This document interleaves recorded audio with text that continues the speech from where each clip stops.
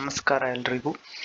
So ಈ ಒಂದು ವಿಡಿಯೋದಲ್ಲಿ ನಾವು ನಿಫ್ಟಿ 50 ಅನ್ನ ನೋಡೋಣ. ಸೊ ಡೈಲಿ ಮತ್ತೆ ವೀಕ್ಲಿ ಟೈಮ್ ಫ್ರೇಮ್ ಅಲ್ಲಿ ಏನ್ ನಡೀತಿದೆ, ಸಪೋರ್ಟ್ ಮತ್ತು ರೆಸಿಸ್ಟೆನ್ಸ್ ಎಲ್ಲೆಲ್ಲಿದೆ ಡೈಲಿ ಮತ್ತೆ ವೀಕ್ಲಿ ಟೈಮ್ ಫ್ರೇಮ್ ಅಲ್ಲಿ, ಮತ್ತೆ EMAಗಳು ಅಥವಾ SMAಗಳು ಟ್ರೆಂಡ್ ಅನ್ನ ಏನ್ ತೋರಿಸ್ತಾ ಇವೆ, ಮತ್ತೆ ಮಾರ್ಕೆಟ್ ಚಾರ್ಟ್ ಅಲ್ಲಿ ಏನಾದರೂ ಪ್ಯಾಟರ್ನ್ ಇದೆಯಾ ಅಂತ ಚೆಕ್ ಮಾಡೋಣ.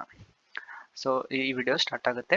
ಸೊ ಲಾಸ್ಟ್ ವಿಡಿಯೋದಲ್ಲಿ ಎಕ್ಸ್ಪ್ಲೇನ್ ಮಾಡಿದ ಹಾಗೆ 2022 ನವೆಂಬರ್ ಏನಿತ್ತು, ಸೊ ಆ ರೆಸಿಸ್ಟೆನ್ಸ್ ಇವಾಗ ಸಪೋರ್ಟ್ ಆಗಿ ಆಕ್ಟ್ ಆಗ್ತಾ ಇದೆ. ಸೊ ಈ ಒಂದು ವಿಡಿಯೋದಲ್ಲಿ ಈ ಚಾರ್ಟ್ ಏನ್ ತೋರಿಸ್ತಿದ್ದೀನಿ ಇವಾಗ, ಇದು ವೀಕ್ಲಿ ಟೈಮ್ ಫ್ರೇಮ್ ಅಲ್ಲಿ ಇದೆ. ಸೊ ರೀಸೆಂಟ್ ಆಗಿ ಆ 2022 ರೆಸಿಸ್ಟೆನ್ಸ್ ಏನಿತ್ತು ಇವಾಗ ಅದು ಆ ಝೋನ್ ಏನಿದೆ ಸಪೋರ್ಟ್ ಆಗಿ ವರ್ಕ್ ಆಗ್ತಾ ಇದೆ. ಸೊ ಇದನ್ನೇ ಚಾರ್ಟ್ ನಾವು ಡೈಲಿ ಟೈಮ್ ಫ್ರೇಮ್ ಅಲ್ಲಿ ನೋಡೋದಾದ್ರೆ ಹೇಗಿದೆ. ಸೊ ಡೈಲಿ ಟೈಮ್ ಫ್ರೇಮ್ ಅಲ್ಲಿ ರೀಸೆಂಟ್ಲಿ ಡಿಸ್ಕಸ್ ಮಾಡಿದಿರೋ ಹಾಗೆ ಈ ಒಂದು ಏರಿಯಾ ಏನಿದೆ, ಎಕ್ಸಾಂಪಲ್ ಆಗಿ ಈ ಒಂದು ಏರಿಯಾ ಏನಿದೆ ತುಂಬಾ ಇಂಪಾರ್ಟೆಂಟ್. ಇವಾಗ ನಮಗೆ ನಿಫ್ಟಿ ಏನ್ ಮಾಡುತ್ತೋ ಈ ಏರಿಯಾದಲ್ಲಿ ಇದು ಸಪೋರ್ಟ್ ಆಗಿ ವರ್ಕ್ ಆಗ್ತಿರೋದ್ರಿಂದ, ಆಮೇಲೆ ರೀಸೆಂಟ್ಲಿ ನಾನು ಟ್ರಿಪಲ್ ಟಾಪ್ ಅಥವಾ ಏನಂತೀವಿ ಹೆಡ್ ಅಂಡ್ ಶೋಲ್ಡರ್ ಏನಂತೀವಿ ಆ ಪ್ಯಾಟರ್ನ್ ನೋಡಿರೋ ಪ್ರಕಾರ ಅದನ್ನ ಇದು ಬ್ರೇಕ್ ಮಾಡಿತ್ತು. ಸೊ ಇವಾಗ ಅದನ್ನ ಇದು ರಿಟೆಸ್ಟ್ ಮಾಡ್ತಿದ್ಯಾ ಅಥವಾ ಇದನ್ನ ಬ್ರೇಕ್ ಮಾಡಿ ಹೋಗುತ್ತಾ ಅಂತ ನಾವು ಮುಂದಿನ ದಿನಗಳಲ್ಲಿ ನೋಡಬಹುದು. ಸೊ ಇದೇನಿದೆ ಇದು ಲೋವರ್ ಟೈಮ್ ಫ್ರೇಮ್ ಅಲ್ಲಿರೋ ಸಪೋರ್ಟ್ ಮತ್ತೆ ರೆಸಿಸ್ಟೆನ್ಸ್ ಝೋನ್. ಇವಾಗ ಇದನ್ನ ಇಗ್ನೋರ್ ಮಾಡಬಹುದು.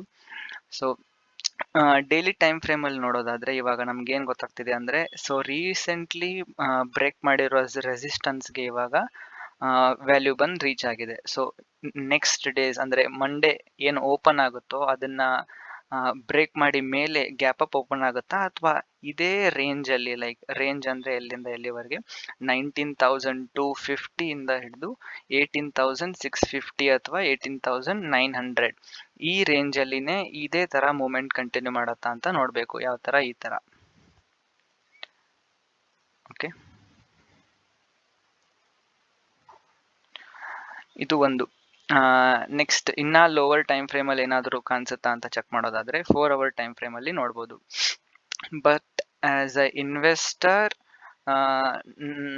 ಯಾರು ಅಂದ್ರೆ ಎಂಪ್ಲಾಯೀಸ್ ಇದ್ದೀರಾ ಅಥವಾ ಫೈನಾನ್ಷಿಯಲಿ ಸ್ಟೇಬಲ್ ಆಗಬೇಕು ಅಂತಿದ್ದೀರಾ, ಸ್ಟಾಕ್ ಮಾರ್ಕೆಟ್ ಅಲ್ಲಿ ಇನ್ವೆಸ್ಟ್ ಮಾಡಬೇಕು ಅಂತಿದ್ದೀರಾ, ಡೈಲಿ ಟೈಮ್ ಫ್ರೇಮ್ಗಿನ್ನ ಕಡಿಮೆ ನೋಡೋ ಅವಶ್ಯಕತೆನೇ ಇಲ್ಲ. ಬಿಕಾಸ್ ನಾವು ಇದನ್ನ ಸ್ಟಾಕ್ ಮಾರ್ಕೆಟ್ ಅಲ್ಲಿ ಟ್ರೇಡ್ ಯಾರು ಮಾಡ್ತಿರ್ತಾರೋ ಅವ್ರಿಗೆ 4 ಅವರ್ 1 ಅವರ್ 15 ಮಿನಿಟ್ಸ್ 5 ಮಿನಿಟ್ಸ್ ಅಲ್ಲಿ ಟ್ರೇಡ್ ಮಾಡ್ತಾರೆ.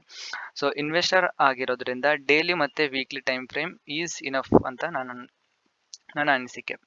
ಸೊ ಡೈಲಿ ಟೈಮ್ ಫ್ರೇಮ್ ಅಲ್ಲಿ ನೋಡೋದಾದ್ರೆ ಇವಾಗ ರೆಸಿಸ್ಟೆನ್ಸ್ ಮತ್ತೆ ರೀಸೆಂಟ್ ಇರೋ ರೆಸಿಸ್ಟೆನ್ಸ್ ಇದು ಮತ್ತೆ ಸಪೋರ್ಟ್ ಇದು. ಇನ್ನು ಮುಂದಿನ ದಿನಗಳಲ್ಲಿ ಇದು ಇದೇ ರೇಂಜ್ ಅಲ್ಲಿ ಹೋಗುತ್ತಾ ಅಥವಾ ಇದನ್ನ ಬ್ರೇಕ್ ಮಾಡಿ ಹೋಗುತ್ತಾ ಅಂತ ನೋಡ್ಬೇಕು. ಇನ್ನು ಇವಾಗ ನಾವು ಸಪೋರ್ಟ್ ಮತ್ತು ರೆಸಿಸ್ಟೆನ್ಸ್ ಅನ್ನು ಡಿಸ್ಕಸ್ ಮಾಡಿದ್ವಿ. ಸೊ ಟ್ರೆಂಡ್ ಹೇಗಿದೆ, ಟ್ರೆಂಡ್ ಅನ್ನ ನಾವು ಎದರಿಂದ ನೋಡ್ತೀವಿ, ಲೈಕ್ EMA ಅಥವಾ SMA ಇಂದ ನೋಡ್ತೀವಿ. ನಾನಿವಾಗ ಈ ಚಾರ್ಟ್ ಅಲ್ಲಿ ಹಾಕ್ತಿರೋದು EMA ಇಂದ ನೋಡೋದಾದ್ರೆ 200 ಇಂದ ಸ್ಟಿಲ್ ಮಾರ್ಕೆಟ್ ಮೇಲೇನೆ ಇದೆ.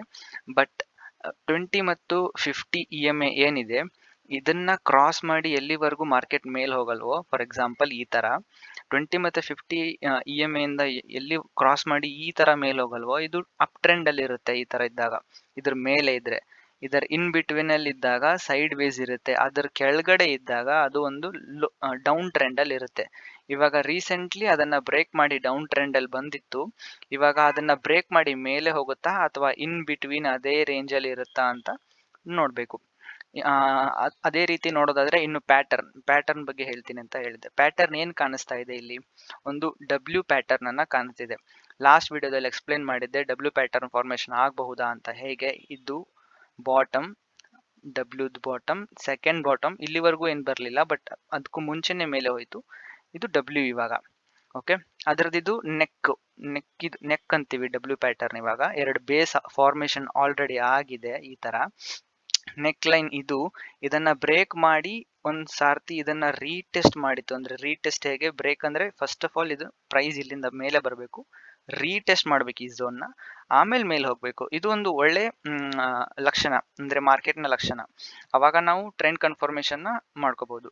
ಇಲ್ಲ ಇದು ಬ್ರೇಕ್ ಮಾಡ್ತು ಅಂತ ಸಡನ್ ಆಗಿ ಮೇಲೆ ಹೋದ್ರೆ ಮಿಸ್ ಮಾಡ್ಕೋಬಹುದು ತುಂಬಾ ಜನ. ಬಟ್ ಎಲ್ಲಿ ಮಾರ್ಕೆಟಲ್ಲಿ ಇನ್ವೆಸ್ಟ್ ಮಾಡಬೇಕು ಅಂದರೆ, ಯಾವಾಗ ಡೌನ್ ಟ್ರೆಂಡಲ್ಲಿ ಇರುತ್ತೋ, ಒಂದು ಸಪೋರ್ಟ್ ಏರಿಯಾದಲ್ಲಿ ಬರುತ್ತೋ, ಈ ಟೈಮಲ್ಲಿ ನಾವು ಇನ್ವೆಸ್ಟ್ ಮಾಡ್ಬೋದು.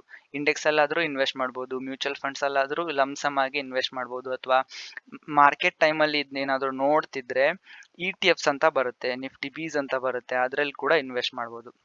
ಇವಾಗ ನಾವು ಟ್ರೆಂಡ್ ಅನ್ನ ನೋಡಿದ್ವಿ, ಪ್ಯಾಟರ್ನ್ ಅನ್ನ ನೋಡಿದ್ವಿ, ಸಪೋರ್ಟ್ ಮತ್ತು ರೆಸಿಸ್ಟೆನ್ಸ್ ಅನ್ನ ನೋಡಿದ್ವಿ. ಈ ವಿಡಿಯೋದಲ್ಲಿ ಈ 3 ಯಾವ ತರ ಮಾರ್ಕೆಟ್ ಅನ್ನ ನೋಡ್ಬೋದು ಅಂತ ನೋಡಿದ್ವಿ. Thank you.